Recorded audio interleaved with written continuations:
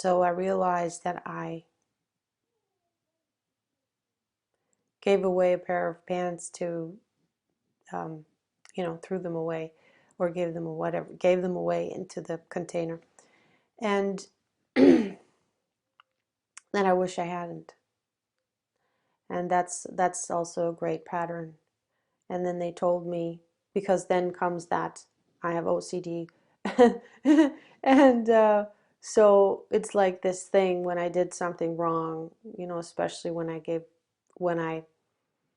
something away that I regret, and then the regret, it just keeps grinding and grinding. Oh shoot, those pants. Oh no, why? And that feeling just repeats, repeats, repeats. That exact feeling when the moment you notice that you made a mistake that you cannot undo. And it's like, ooh, and that is also, of course, it's an inner machine that is grinding and grinding, and that machine is the machine that keeps the egoic mind going, and the whole egoic condition programming, the whole pain body. It is what feeds the pain body. Yeah. And so they said, you know, great, this is the great, you need to learn how to let go, and it's very intense. Even just realizing I gave away a pair of pants that I really wish I still had, because it triggers this old program.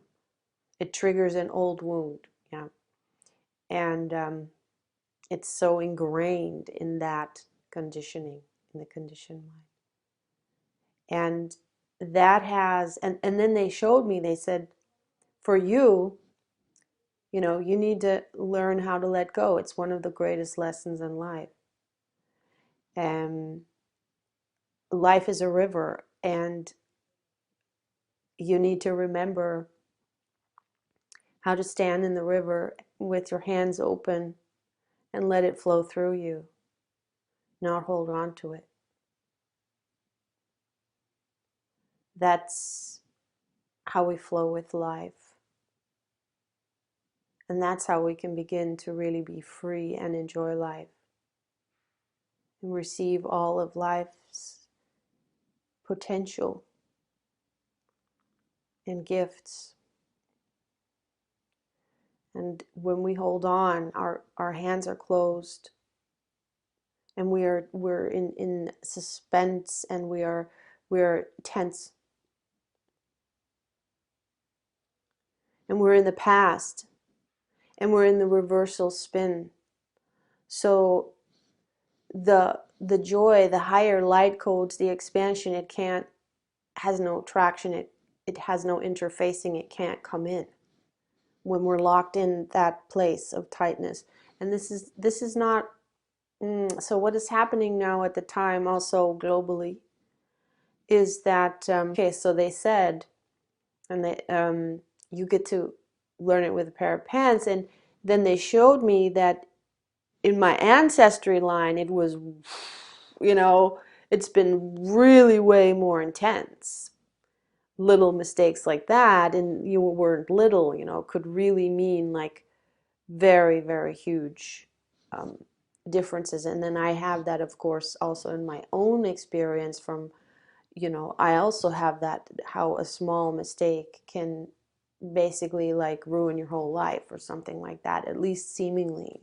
Yeah. And create a loss that you can't, that you carry with you your whole life as a wound, yeah, that you can't get over, something like that, and they said that's in your DNA, that's in your like ancestry line, is this shock of having lost something, and of your own, of something, maybe even something of your own doing, that you made a mistake. And that is a pattern, and it is, and they showed me it is sound, it's an emotional imprint that is sound, like cymatics creates code and is written into the DNA, and that is part of my filter, it's in my makeup. Yeah. But it, at the same time, what we are learning or slash remembering now is um, is our soul. And our soul, before it incarnated into this body, it didn't have that. It didn't feel that way. It didn't have that potential.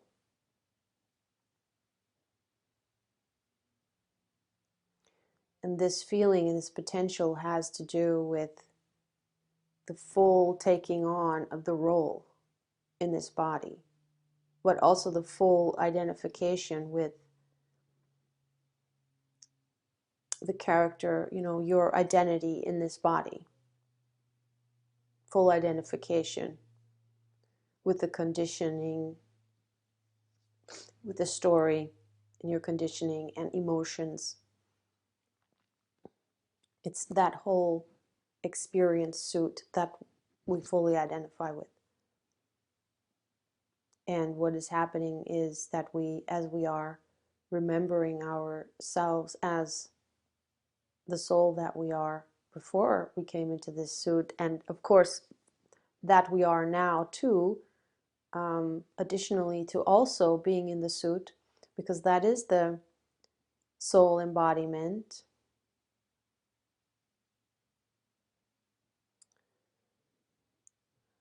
That is the standing in the river of life with open arms and open heart and open hands and open mind in full trust.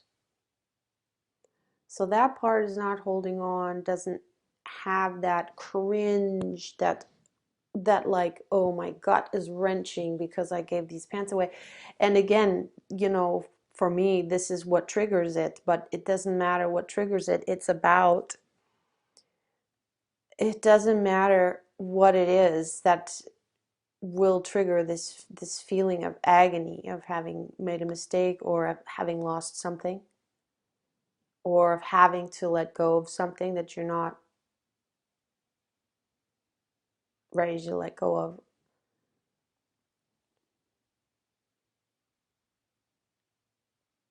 You don't feel ready to let go of, but you need to let go.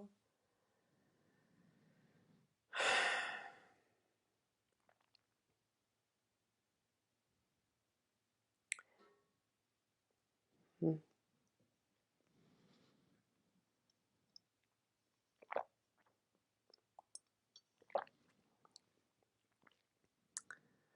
All right.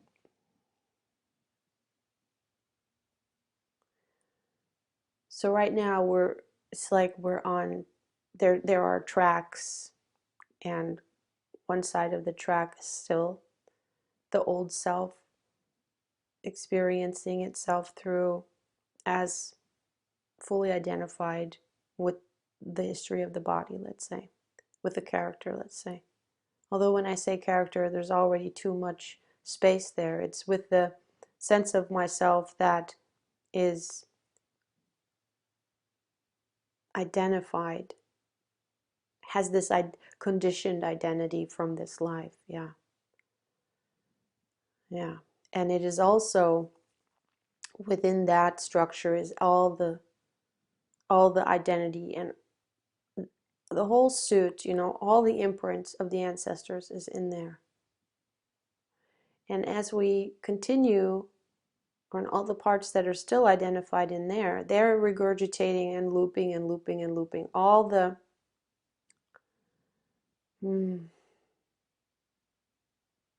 what keeps the pain body and the ego alive, all the that which is in the reversal spin, that which is hitting the brakes to light, to the current, to the flow of light, because light, the spirit, the soul is so much faster because it's all in harmony. There's no collateral damage. There's no friction.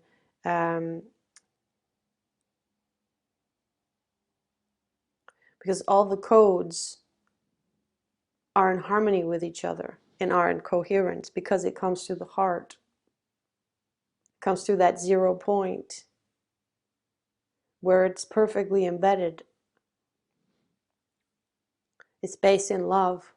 It's based in truth. It's based in oneness, oneness with all. And it doesn't hold on to anything in this life because it's completely trusting. And so with the other foot, we're already on that track. And this intensity that we're feeling is because as the soul is coming in, as the higher frequencies are coming in, the higher light codes are coming in, these are also waves. These are light waves. Literally light waves hitting the earth. You know, that can be measured in all of this. I talk about it a lot. I've mentioned it a lot. And they hit earth. They come from the universe. They hit earth. And they penetrate everything. And at the same time, it's what is also happening is, this is just fractals, you know, on different levels, is the soul coming in, the soul waking up to itself in the body. So all this, all the soul light, the soul life, the soul aspects, the incarnate soul. So, okay, let's call it the incarnate soul here, is waking up to itself. You know, and because the incarnate soul is one with the soul family, its soul family, it can access its whole self, but not all at once, of course. That depends on how fast the currents can flow, and that it stays in, that it's conscious of. Oh, how should I explain this? Okay. How much of it is still asleep in the egoic mind, which is a reverse current flow, and which slows the whole thing down, so it can't consciously process the data, and so that's like the scope of access that it has. At the same time, the data that is coming in to everyone is speeding up and is increasing. So there's more and more and more. And what is also happening is that the DNA, that is the filter DNA, that is the filter, that is the egoic DNA, that is on the separate self, which is not the true self. It doesn't know the soul. It's a program that says, this is who I am, based on a story, based on an image, and based on all the emotional imprint and the stories thereupon. Like the story that how it hurts to give away a pair of pants that I'm in dire need, that I believe at least. Well, I could really use them practically, you know, and I wish I hadn't given them away. That's the story, and it creates an emotion of loss and regret.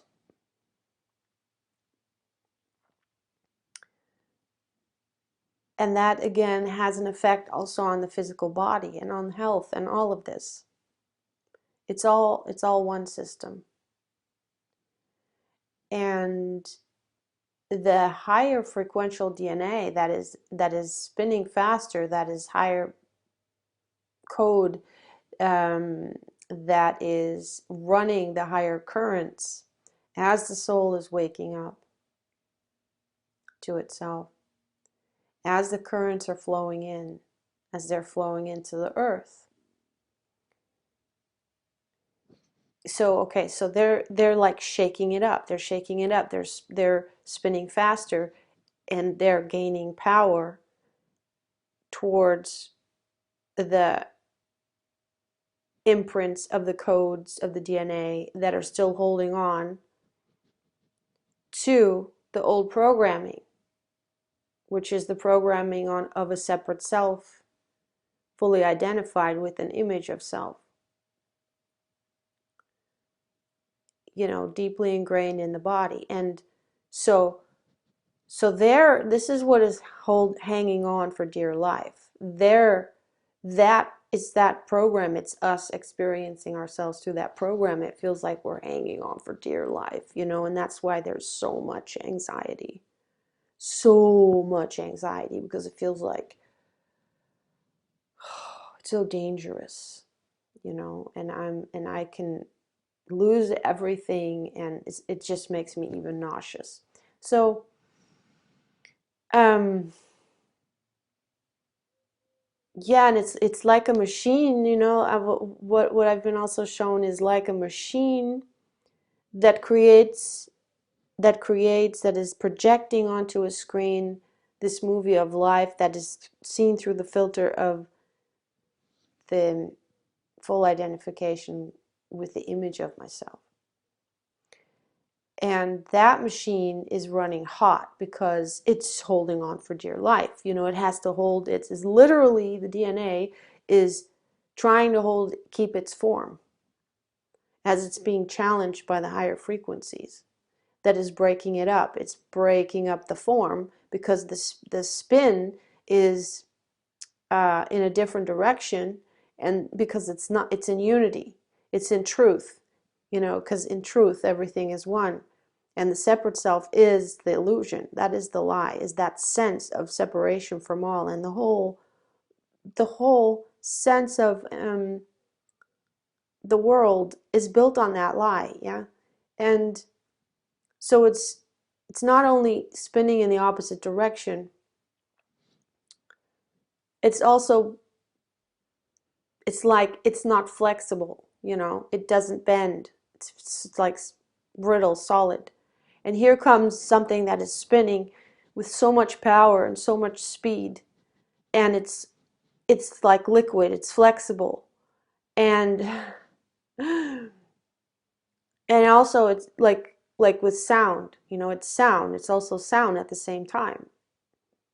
And it's a more powerful sound wave. Way more, I mean, it's the truth. It's connected to source. It knows it's one with source. And that's what's coming through now. Pulsing, pulsing, pulsing through, you know. And so the old identities, all these identities, you know, the whole egoic mind, you know, it's like, oh, the machine is starting to rattle and starting to come apart, and and so also that's why there's so much anxiety, because it feels like dying, and so much intensity because it feels like dying.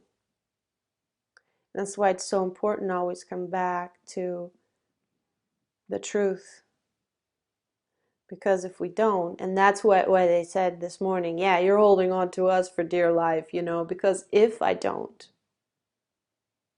then the egoic mind will have its way with me, and all these um, that part of the DNA that feels like it's dying and holding on for dear life will have its way with me, and it will just thrash me, thrash me, thrash me around, and it will feel like I'm in the ringer, you know, and it will really, really wear me down. And it's, if that's what it was, you know, that's where I would be at, and to some degree I am. That's what it is. That's the process. And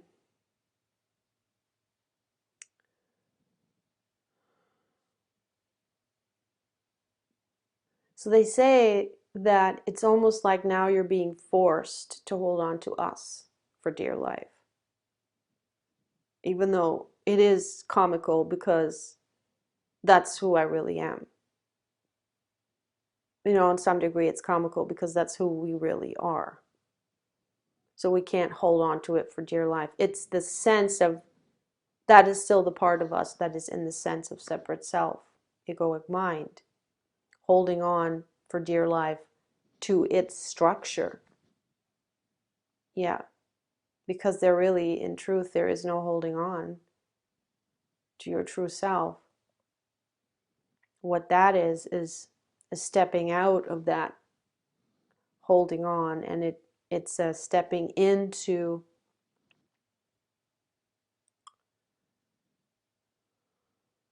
into the middle of yourself, into the 0 point. It's like stepping out of the body, even though it is actually embodying. You're not stepping out of the body, but you're stepping out of that machine in your mind that takes you on that hell ride, really.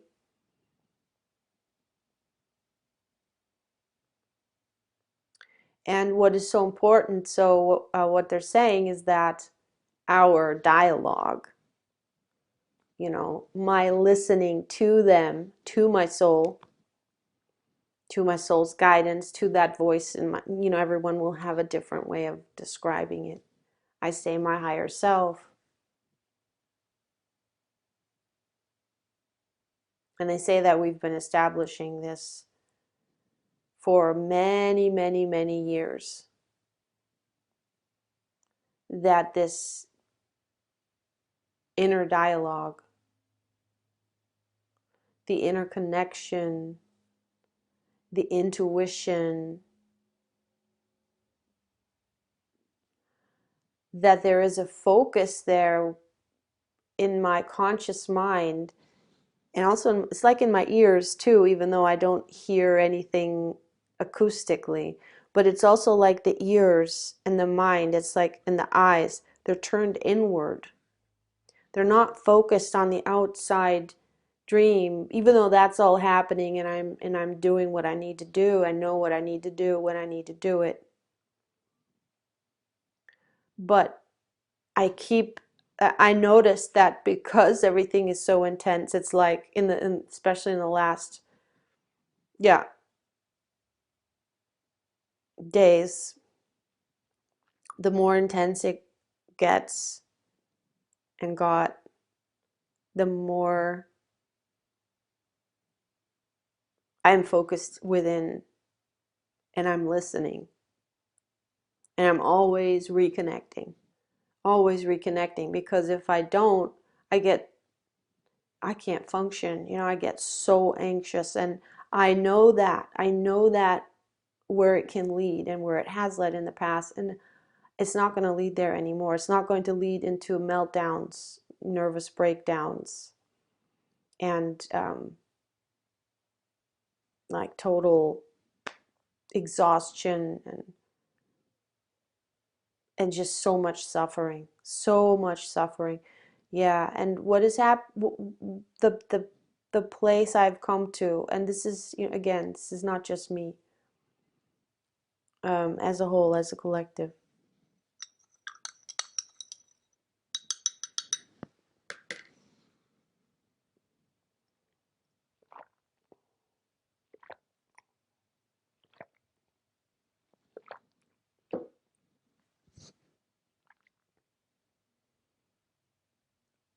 First of all, there's also the knowing that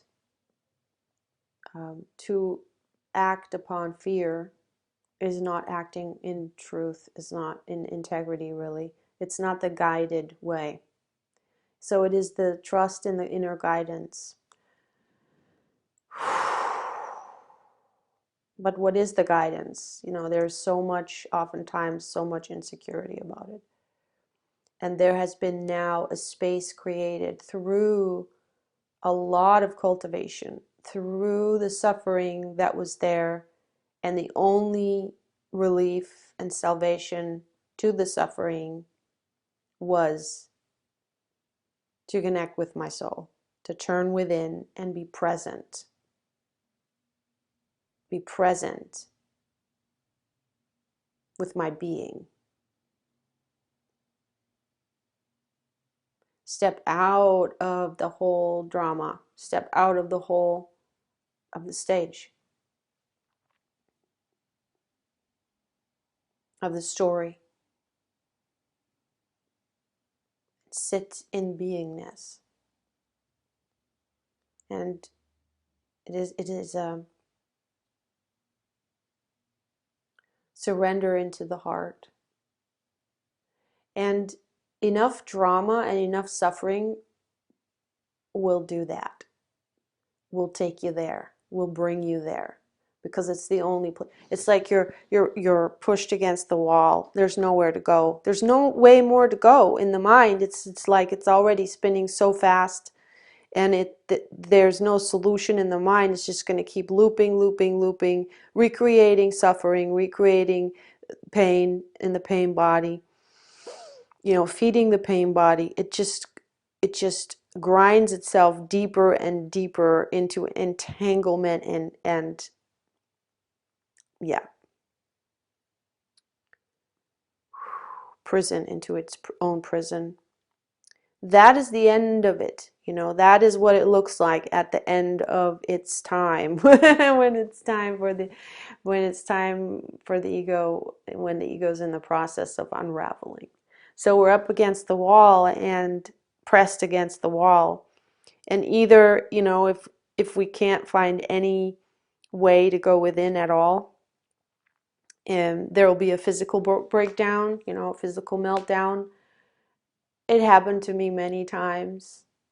And that was then, and also accidents, shocks, accidents, and then that was like the smash that made my mind stop for a while, you know, and put me into a different, and got me in touch with my soul. Sometimes it was painful. Sometimes it had to be like that. And I'm just sharing this because that's just how our journey is sometimes. It's not easy. And it's good to acknowledge that and love ourselves for it, because it's not on any fault on our end that we were not able to do it otherwise.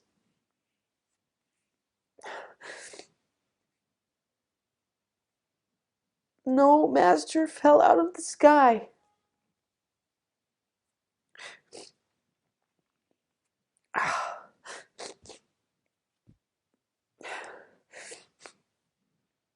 Oh God.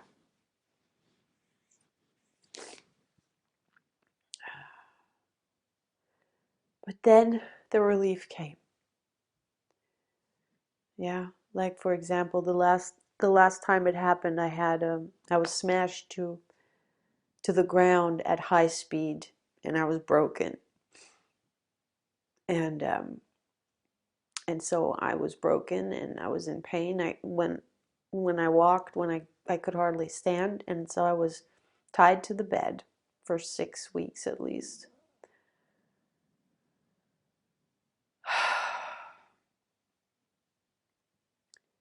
And finally, I had the peace that I was so longing for. I couldn't get there before. It was spinning so fast. The bipolar OCD programs, egoic programs were running so hot. I was so up against the wall, but I couldn't find a way out on my own. I couldn't find a way to my soul enough.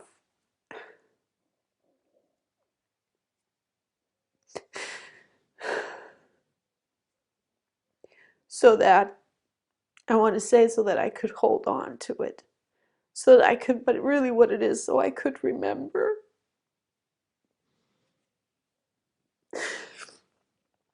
And so I had this accident. But it really helped me. It really helped me, because there I was lying in bed, and the anti-egoic mind was saying, oh, here you are. You haven't been anywhere in over 10 years. You haven't seen the ocean. You haven't been swimming in a natural body of water. And here you are, uh, on a tropical island for the first time. And now you're in a concrete building. There's not even a place where you can go outside on a balcony. You're not even seeing the sun, right by a loud street, so you can't even really enjoy the peace. and you can't go swimming, and you're tied to the bed, and this is, you know, a holiday that you've saved up for so many years. So, you know, I'm just saying, and oh, and here I am, and I wanted to meet people, and I wanted to do this and do that, and here I am alone, stuck alone in a room as a prisoner. So, you know, that was going on in my mind. This again, like the same loop, right? Before the accident happened, but because of the accident, and it's interesting because if we can't do it, the body will help us. You know, the body will do it for us. And having the body so broken and in pain, and actually having, you know, wounds. Oh, I'm getting this now. It opened up, you know. The body opens up for us. And of course, what happens then on some kind of endorphins, but it wasn't just the it was a shift that happened with that accident. It was a shift, and I found, and my soul, um, this soul presence was stronger than, okay, let me check in. It was stronger than maybe ever before. And so there was like a breakthrough that happened there.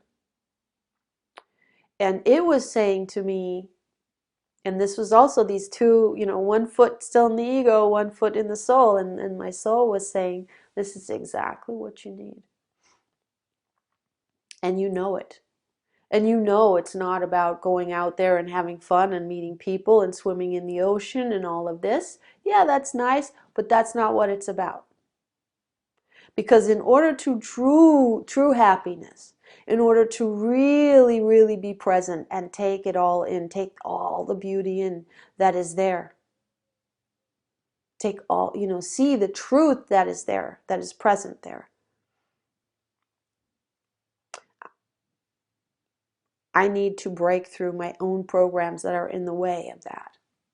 And these are also programs that are like wrapped around the heart. They're keeping us from love and true love, you know, true love, which is the capability of seeing life as it truly is and experiencing life as it truly is, without the filter of the egoic mind, of the separation. Because the separate self, there's a split in the heart. There's a split from the soul. It's just an image. It's like high and dry. It's floating out here. And that's why it's seeking love. And that's why it's seeking happiness in all the activities and the connections and all of this. It's seeking all of that on the outside, and it will never be able to take it in and truly experience it. Never will be, because it's an image. It's a reflection. It's not real. It's not who we are. It's not, you know, we need to first, or only those parts that are remembered, that know ourselves, that are in the knowing of ourselves, that are in the awareness of ourselves, that are rooted in our soul, that are aware they are soul. But it doesn't have to be like this concept, you know. It doesn't need to have a, you know, a way to express it. It's a feeling. It's a knowing. You don't even have to be aware that you know, but it's there. You know, it's a how much is the soul embodied? How much intuition, awareness? How much through the heart are we living? How much? How true? You know, how thick is our filter, and how true do we experience life? How raw and immediate and unfiltered. And that means, of course, also that the sense of separation is not there. And so it would be less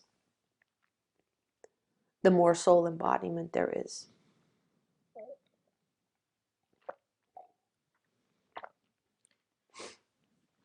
Yeah. And that voice, when that voice spoke, it came like broke through the middle, and it came and it was peaceful. And it was almost like, yeah, I could really tell the difference between that habitual self-talk, which seemed to be like, I mean, it's always totally justified, isn't it? It's also true from that perspective, yes, you know. But that always lost to this one, because this one was fighting for, like, believe me, it's really awful what has happened to you, and you know, and you're really suffering, and this is really terrible, and oh, okay. And then this part was just totally peaceful. It's like it's the background, the open spaciousness of knowing the infinity of self, just totally peaceful right there, and saying, you know, it's not true. You know that this is exactly what you need. And it's about this. It's not about that. It's about being here now. And just being here now. Nothing else. You don't need, you know, oh. Swimming in the ocean, this is what it said. Swimming in the ocean will not give you what lying broken here in a concrete building, you know, with a ceiling, looking onto a gray concrete ceiling will give you.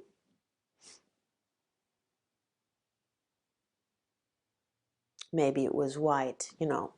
Sometimes the egoic mind exaggerates a little bit, but yeah, the ceiling, maybe it was white. Doesn't matter.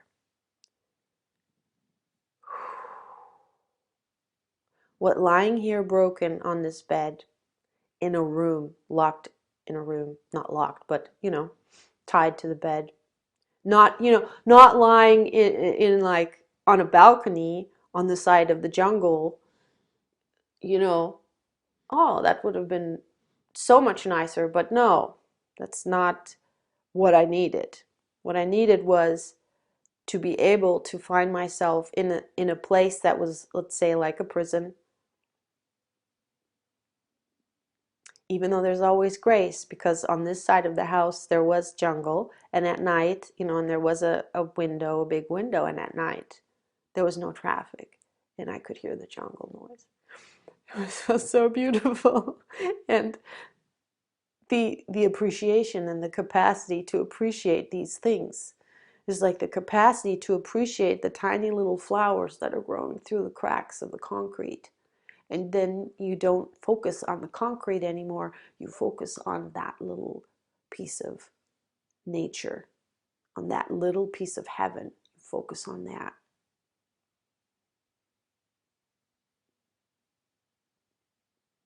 And that's your grace.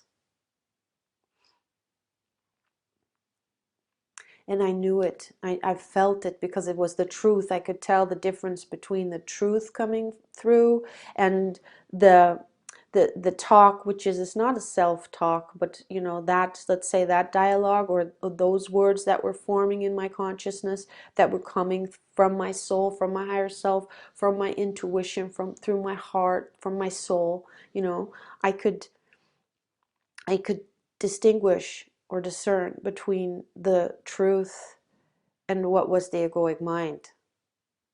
And there I wobbled too, because the egoic mind always was triggered and triggered and triggered again. And immediately I was in the suffering.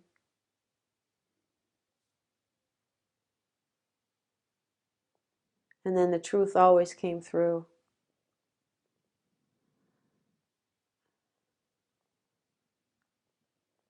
And I could go back to it just by listening to it, focusing on it, and knowing better. It's like having that awareness. I know this is the truth and not that. And then we come into this acceptance and into the relaxation, finally, of the moment, which is what all the drama was about. To get us to that point, to finally just relax into the here and now, into this moment as it is. No reaching, no regretting, no regurgitating.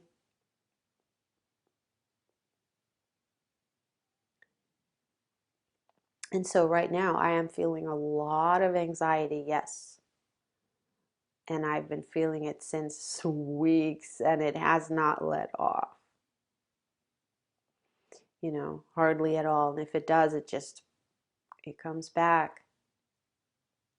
If it lets off a little bit, it comes back very quickly. That's how it has been. And now it's again because it's heightened, and now it's again this situation where I really feel like, wow, in this heightened situation, you know, everybody gets triggered through a different scenario, you know, but it's a heightened situation because of the light, you know, because of the light coming in and what it does with the DNA. And it will express itself in everybody's life in a different way. And some people will have, you know, it depends on how much you have already, like, I want to say, shoveled free of what was lying on top of your soul, you know, how much. And this is not on, you know, I mean, the ego wants to take credit for not being good enough, for not having shoveled enough, you know, not taken enough sand out of the machinery, or not liberated enough soul. But, you know, that doesn't make any sense, because the ego will also take on an identity as soul, you know, but, you know, what they call the spiritual ego. But it's just, it's not the real thing. It's, yeah, of course it's not the real thing. The ego cannot undo itself. I mean, the program is being undone, is being unraveled. Yes. But the program itself is a self-perpetuation program. So it will take on any identity, even that it is not, even that it cannot take that on, because it's not an identity of its world, its story. It's not a false identity. It's not in that sense an identity. The soul isn't not in that sense an identity. Only as we use language and speak about it, you know. And it is unique, yes, and we can describe it, yes. But in that sense, it's not the same as an identity like in the egoic mind. That it's like a closed caption, a closed system, a closed loop system, where that is just feeding off pain. It's feeding off itself, you know. Actually, itself, yeah, but it's also feeding off others, yeah, others' pain at some point, yeah.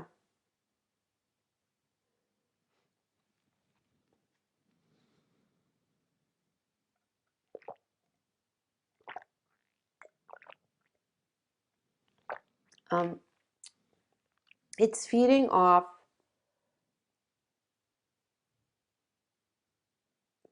separation, yeah, pain. Pain body keeps it alive, yeah, because in truth and in harmony, there the ego is not.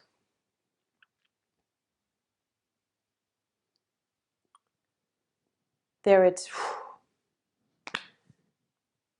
yeah.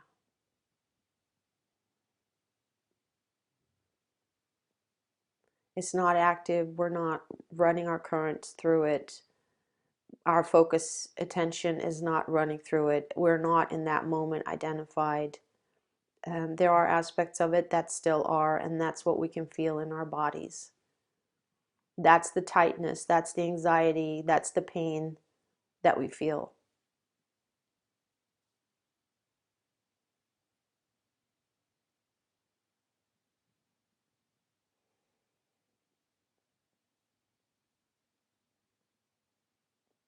And this is what feels like choice, that we have a choice. When we have regained a certain amount of soul awareness, that we have the choice every time to regroup, to rekindle, to step out of the programming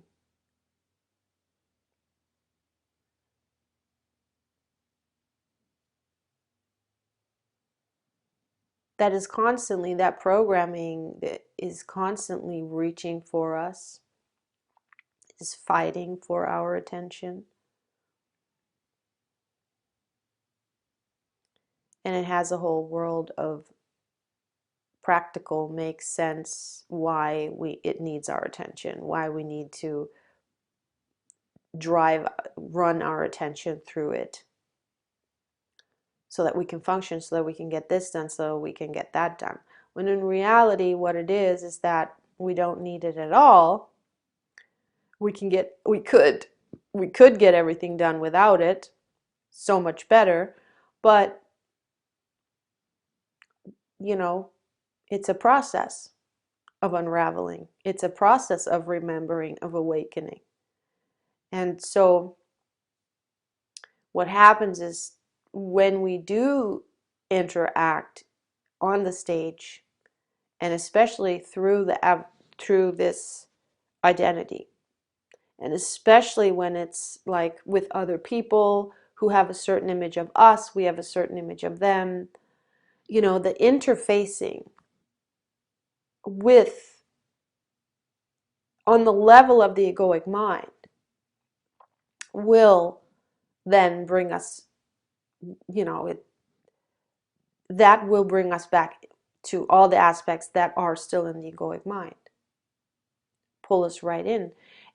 At the same time, the more that we have already awakened, that will get very uncomfortable, and we will feel that tension and the anxiety very strong in our body, because there's such a dichotomy already of the flow, because the egoic mind is not in harmony with the soul.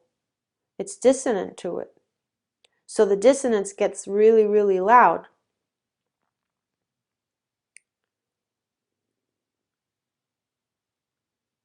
It's like a train hitting on the brakes. It's not smooth sailing. And but this pain and that anxiety and that stress is exactly when the higher self, you know, is exactly, how should I say, what what points us back, what points us back to our true self. Like, whoa, you know, when the higher self pulls us back in and says, hey, you have a choice.